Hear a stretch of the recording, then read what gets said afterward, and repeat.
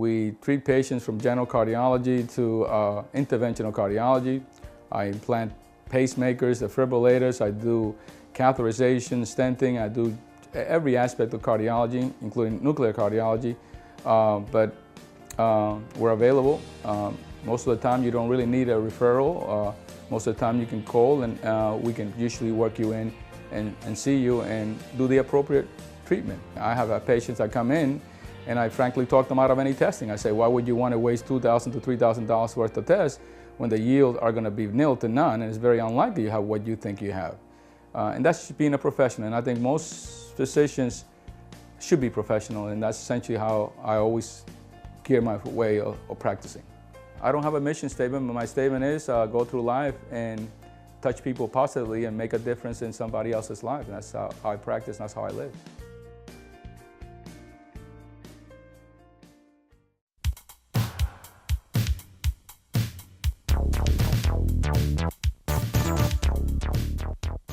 Hello, ladies and gentlemen, and welcome to Real Talk. I'm your host, Pat Brock, and it's a wonderful day here. We've got some fabulous Lawrence County EMS workers with us, and the Region 5 Council gave out SAVE Awards, and we've got the man himself, Mr. Terry Cobb, the director. How are you today? Hey, I'm good. How about you, Pat? Doing very well. Good to see you. It's good to see you again. Now, listen, we want to know what's going on here. Tell us about this group today. Tell us about what we're about to witness. So basically today is a gathering of the Region 5 EMS Council, which is 23 counties in central Georgia. All of the ambulance services in that 23 counties represented on this council today. Okay. We're giving a Cardiac Save Award for Mr. Sinclair Gainey. We had the opportunity to take care of him back in May. Several of the crews and a couple of officers with Dublin Police Department, and he was in cardiac arrest, and they were successful in resuscitating him. And Mr. Gainey's with us today, so we're celebrating what we all got in EMS for. Oh my God, that is such a blessing, you know. And then to actually find a venue, a time to actually be able to honor those men and women that work so diligently to save his life. Right. This is something you guys do every day, and I don't think the people out there realize just how special, how important, and how hard you all work to make sure that the people in our community are safe and well. Right. And so we all got into EMS because we like to take care of people, and we certainly want to celebrate good outcomes like this. This is a very good outcome with Mr. Gainey, so we wanted to take advantage of the opportunity and celebrate this moment with him. Very good, and thank you for sharing this with us, for letting us know. So what you're about to witness now, you're going to witness, they're going to read what actually happened during that evening, right? Yes. And also you're going to see Mr. Gainey, where he's actually giving awards to the paramedics and the officers that were there that saved his life. That's correct. And then we're going to get an opportunity to not only talk to the paramedics, but you're also going to get the opportunity to meet Mr. Gainey. That's right. Thank you so much, Mr. Cobb. We appreciate everything that you do and how hard you work for us. Thank you, Pat. Terry Cobb, ladies and gentlemen, the director, Lawrence County EMS. A SAVE from Lawrence County involves Stephen West, paramedic from Lawrence County EMS, Steve Bohannon, paramedic, Josh Rozier, paramedic from Lawrence County, Christy Giles, paramedic, and Rusty Brooks, an officer with Dublin PD, and Anthony Rowland, an officer from Dublin PD. On May 2nd, Squad 1 received a call for a cardiac arrest at a local business. The paramedics were first on scene to find Dublin Police Department was also on scene. The officer, Rusty Brooks, and Officer Rowland were performing CPR, and they passed off information that bystander CPR had begun. The paramedics assessed the patient, began ACLS protocol, and placed the patient on the cardiac monitor showing VFib. They delivered a shock of 150 joules to the patient, and the rhythm changed to PEA. CPR was continued, and the patient was intubated, and ventilations continued. The patient was moved to the ambulance where CPR was continued. In the back of the ambulance, the patient regained a pulse and had normal sinus rhythm. Squad 4, the second unit, arrived on scene, and paramedic Giles and Rozier assisted with patient care in the back of the ambulance. An IO and an IV were established during transports. The paramedics continued medications and therapeutic modalities en route to the hospital, including capturing a 12 lead and sent to Fairview Park Hospital. The patient was transferred to the care of the ER staff with relatively normal vital signs. The patient was later transferred to Coliseum Medical Center in Macon for the ICU care. The patient had a complete recovery, and the patient is here with us, and I'd like for Mr. Gainey to come forward and help us give out the awards. I'm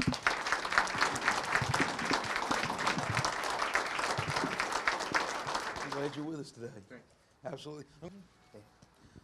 I want to thank you for coming. Yes, sir. Because not oftentimes we get folks that actually are able to come, so we appreciate you coming. Sure. I'm not putting you under any pressure. Is anything you want to say or anything?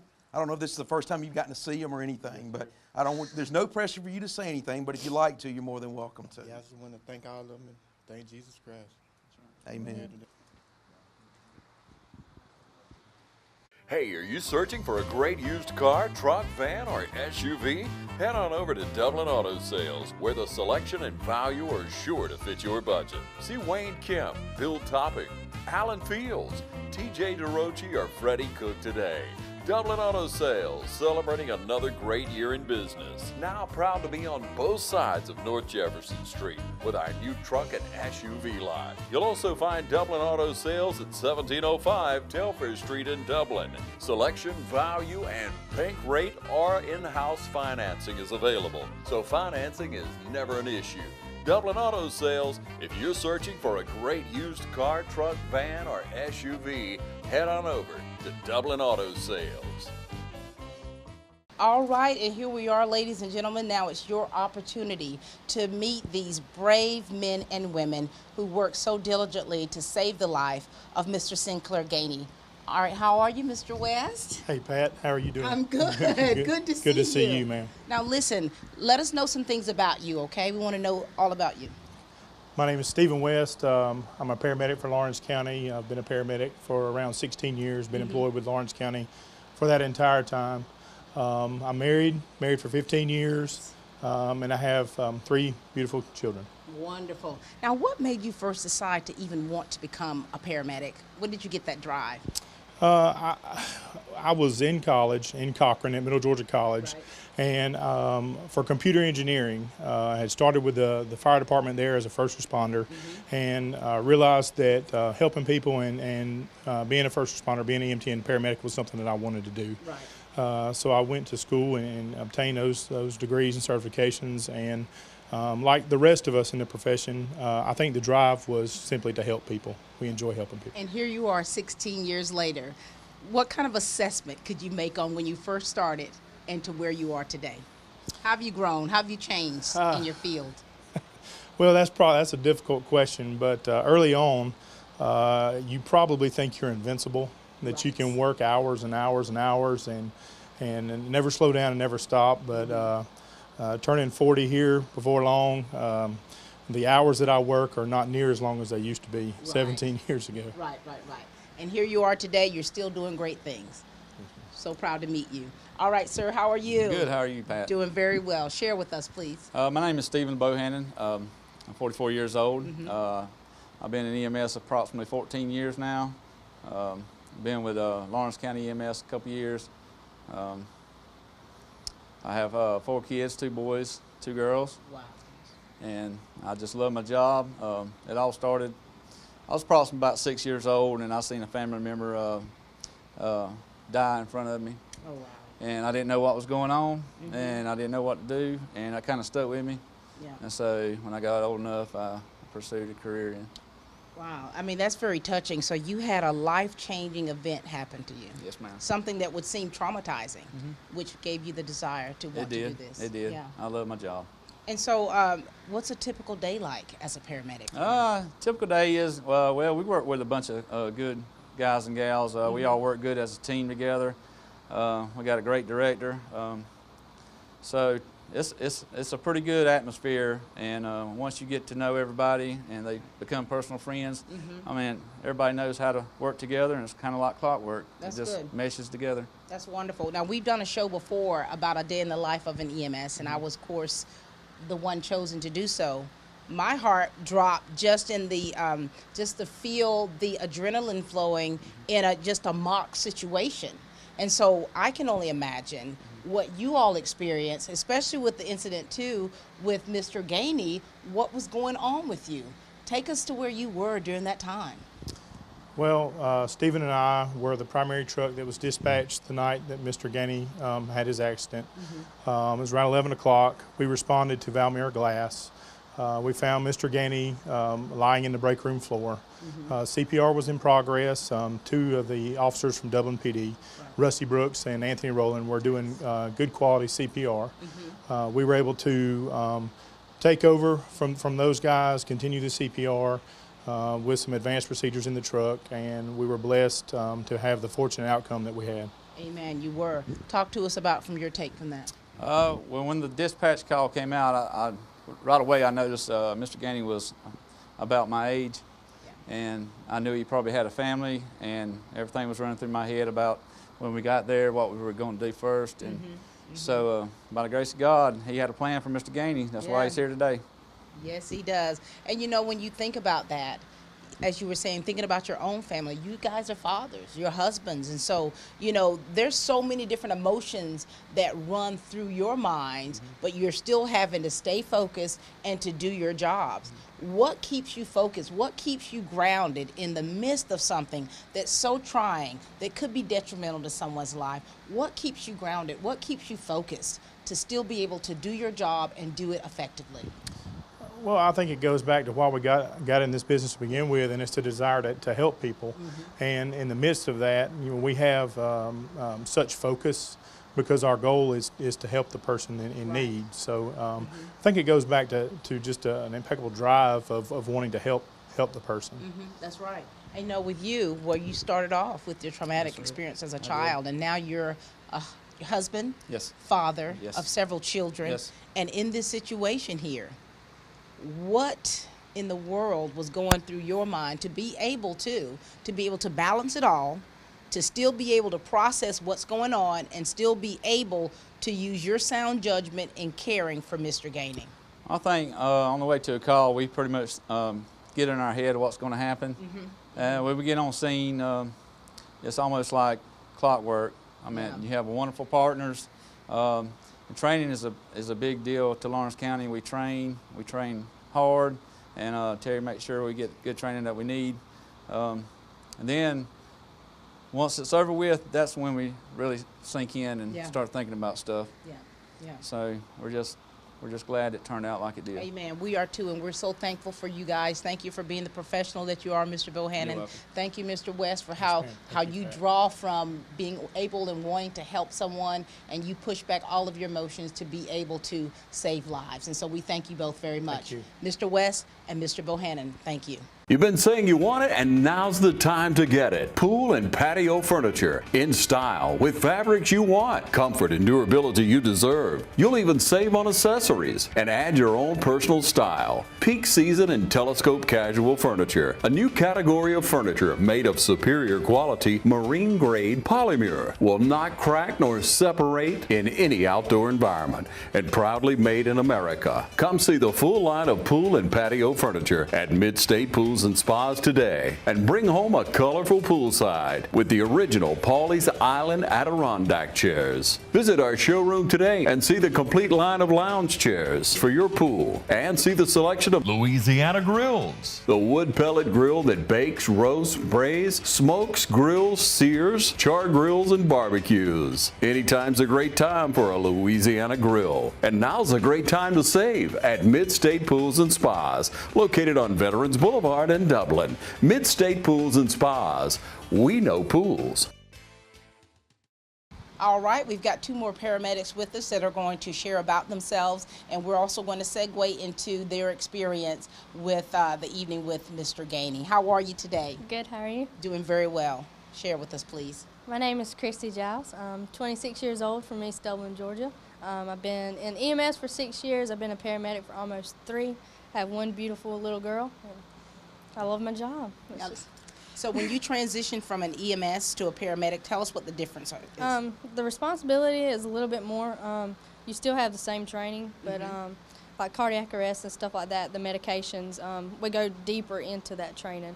With the heart attacks and the medications and stuff like that, you train deeper. Very good. And so when we're hearing all the stories about why someone started into the field, this type field, what was your reasoning? I've always liked the healthcare part of it, the medication part, just because with the healthcare part you can do so much. Right. I really wanted to get ahead of the medical problems that everyone experiences instead of getting behind what we call the 8-ball. Right.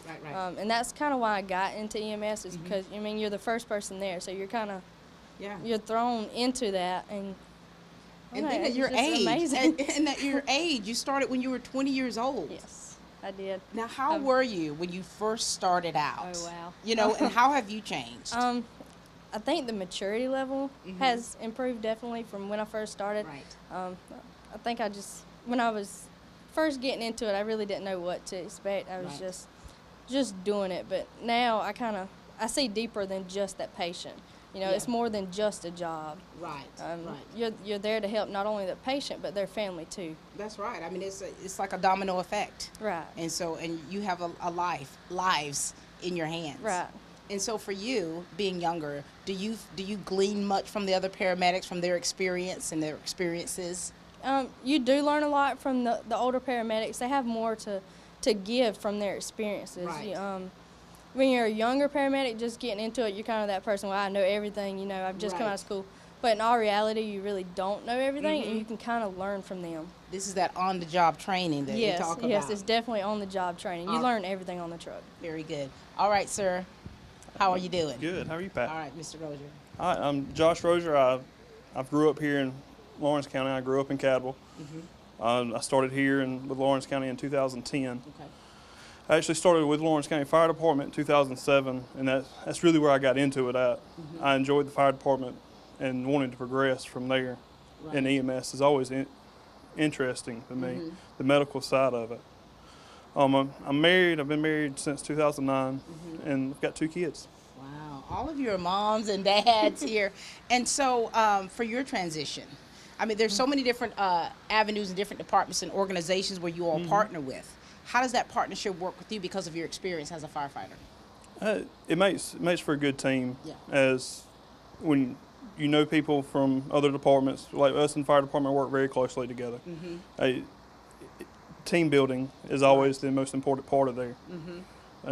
Always good to help. Yeah, and that's a good thing.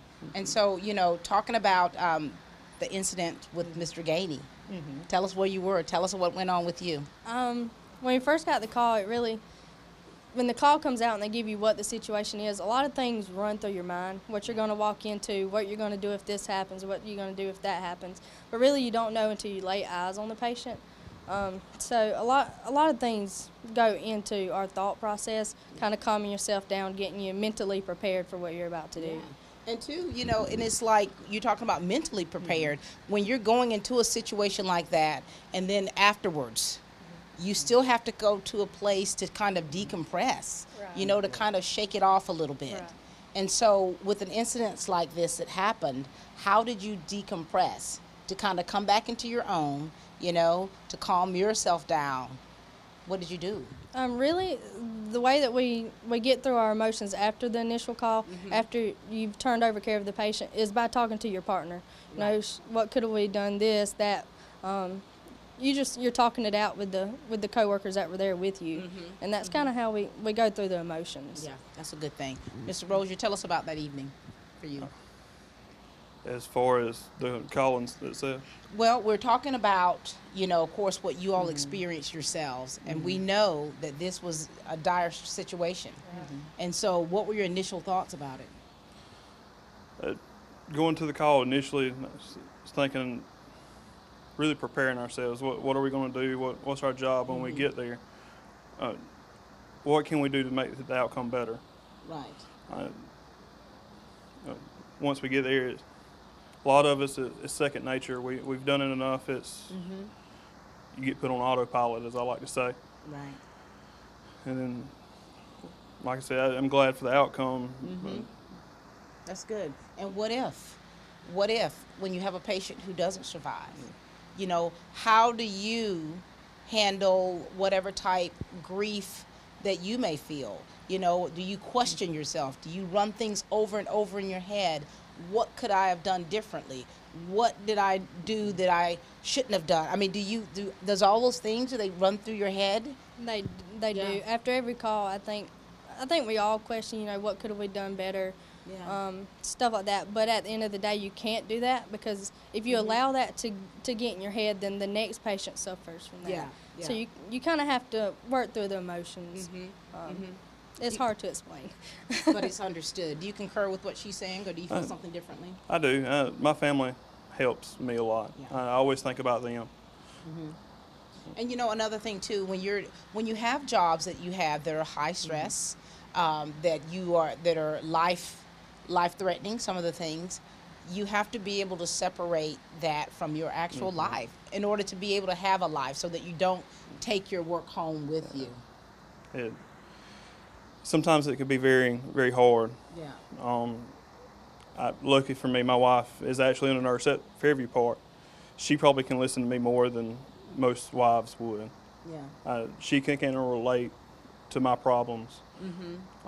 It goes back, a lot of times our partners at work, who we ride with on a constant basis, listen to us more than anybody else does. Wow. And you feel that same way as well? Correct. And, you know, I think about this. We kind of talked offline a little bit about when my father, you know, my sister tried to resuscitate our dad. You know, she was 911 at the time, 911 supervisor, and that she tried to revive our dad, and she couldn't. And so when you think about that, and how that affects you, and how you have to process that and still be able to move forward, you know, it does take time. It does take having family that you can talk to, having partners that you can trust to be able to share your heart with. And so we thank you all so much. We thank you for how you place your lives on the line, how you work so hard to save the lives of many, and the lives that you have saved. Thank you so much. Mr. Rozier, appreciate you. Thank you, Pat. Ms. Giles. Thank you. Thank you. What if there was a paint that had the power to awaken something old, or painfully dated, or something you simply thought was lost forever, because it could form a strong bond regardless of age? If a paint could give any time-worn surface stunning new life, you have to wonder, is it still paint? Regal Select Exterior from Benjamin Moore. Quality products and installation since 1985. That's 4 Seasons. All right, ladies and gentlemen, we are back, and now it's your opportunity to meet the Gainey family. Mr. Sinclair Gainey, how are you doing? I'm doing fine, Pat. Good to see you. Yeah, thank you. And as we said before, we're so thankful that you're in the land of the living. Yes. And we've got your big brother here, Adam. How are you, Adam? Pat, I'm doing fine. Now listen, we want you all to share. We want to know about your family, know about you, before we segue into that incident and your recovery, and any words you'd like to give to the people out there of Dublin, Lawrence County, the paramedics, police officers. But we want to know about you, who you are. Are you ready, sir? Yes. Okay.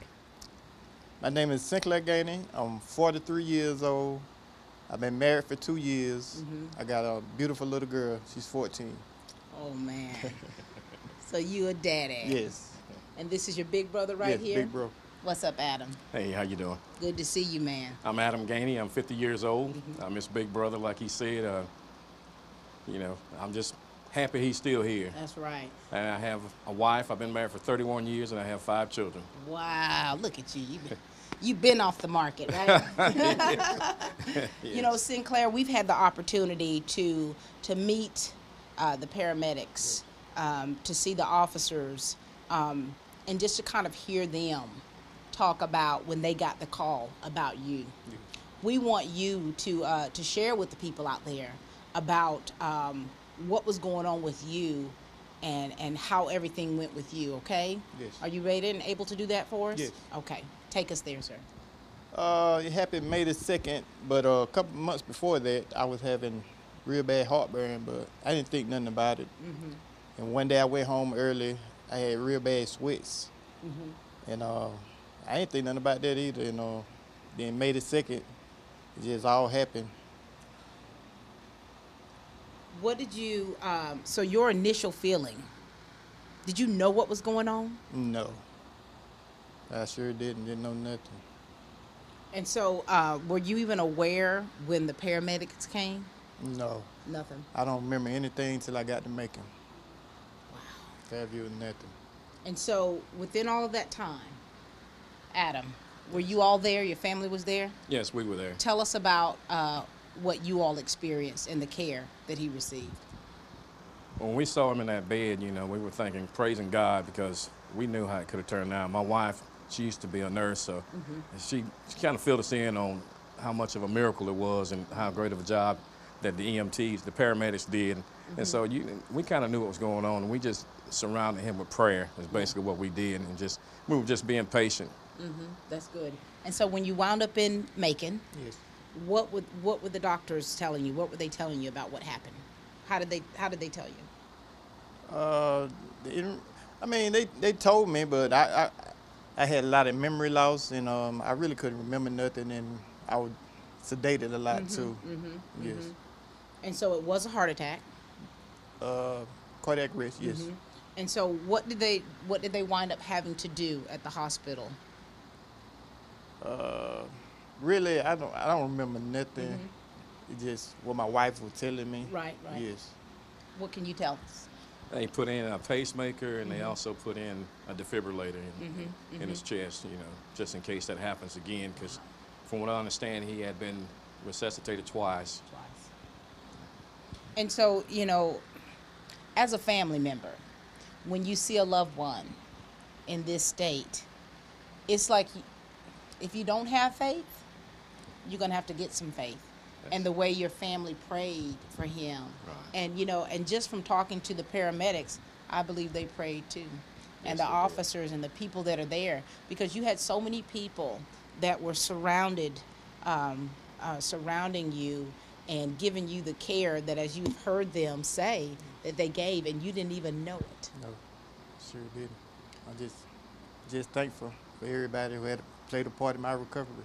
And here we are, you know, they're receiving awards for something that you don't even know what all they did. Yes, but you do know that they were fully trained to do what they do, to make sure that you stayed right here. Yes, sure did. And that right there is a blessing in itself. And so we want to give you all an opportunity, you as a brother, as a family member, to share your words and your heart about your feelings toward everyone who has played a part in your brother being here today.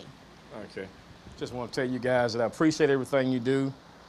It may not be in the forefront all the time. I know you guys do a lot of work behind the scenes, but don't think there's not going notice. It's going notice, and people take notice of it, especially in situations like this, because it could have turned out the opposite, you know. So I'm just grateful to you all, and just keep up the good work that you're all doing. Very good. Mr. Sinclair, what would you like to say, sir? I want to thank each and every one of you, and I'm just happy that you're in the position you're in to be able to help me, and I still be here today. That's right. And we as a community here, Dublin, Lawrence County, we are so thankful for the men and women in every facet of public health, public safety, that literally they put their lives on the line to ensure that we are safe, that we are well, and that we are alive, as in your case. And so we thank you. We thank you for the training that they're receiving. We thank you for the continuous education that they're receiving. We thank you for the spirit of excellence that they operate out of each and every day. Sometimes it is a thankless job that they do. You don't always see them. You'll sometimes see an ambulance go by. You'll sometimes see a patrol car here and there. You'll see the fire department, the police officers, the state patrol, but they are here on the job to ensure our safety and well-being. And so for that, we thank you. We thank you to each and every one of you for every day that you wake up to have a mission to do a job. And you've done this one here, saving Mr. Sinclair. Thank you for all the hospital workers, the doctors, the nurses, everyone that had a part in saving this man's life. And so God has given you yet another opportunity to praise his name, to give thanks, to live a life that is pleasing and fulfilling in his sight. And yet you have your brother still with you. Amen. Amen. So ladies and gentlemen, we hope that you've enjoyed this segment, speaking with the paramedics, speaking with the director, and speaking with the Gainey family for saving lives each and every day. That's all the time we have for Real Talk, and please keep watching.